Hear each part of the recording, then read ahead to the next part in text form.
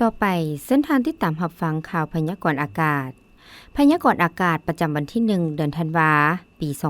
2025ความกดดันสูงของอากาศหนาวเย็นยังจะสืบต่อปกคลุมอยู่ทั่วทุกภาคของประเทศลาวด้วยกำลังอ่อนหาปานกลางสมทบกับกระแสลมตะวันออกเฉียงเหนือพัดปกคลุมซึ่งจะเฮ็ดให้อากาศเย็นหาหนาวเย็นอยู่ทั่วไป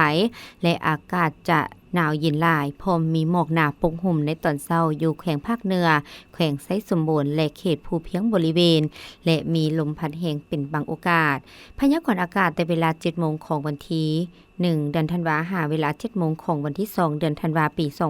2025ภาคเหนือด้านตะวันออกพงสลีหัวพันและแขวงสิงขวางอากาศหนาวเย็นหลายพร้อมมีหมอกหนาปกคลุมอยู่ทั่วไปและจะมีลมพัดแรงเป็นอยู่บางท้องถิ่นอุณหภูมิระหว่าง25-25องศา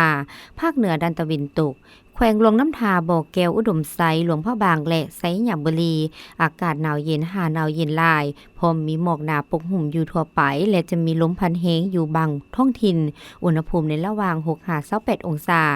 นครหลวงเวียงจันทน์อากาศเย็นหนาวเย็นพร้อมมีหมอกบางปกคลุมอยู่ทั่วไปและจะมีลมพัดแรงเป็นบางโอกาสอยู่บางบริเวณอุณหภูมิในระหว่าง15-30องศา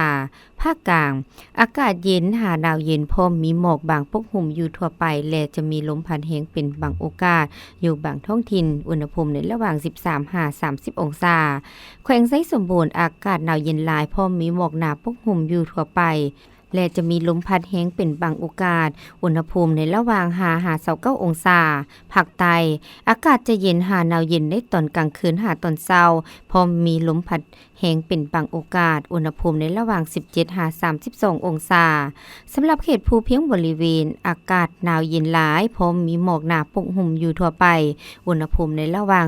11-26องศาสำหรับเขตภูเพียงบริเวณอากาศหนาวเย็นหลายพร้อมมีหมอกหนาปกคลุมอยู่ทั่วไปอุณหภูมิในระหว่าง11-26องศา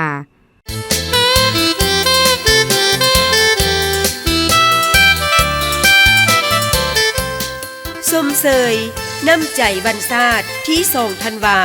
มั่นยืนมั่นยืนที่2ธันวา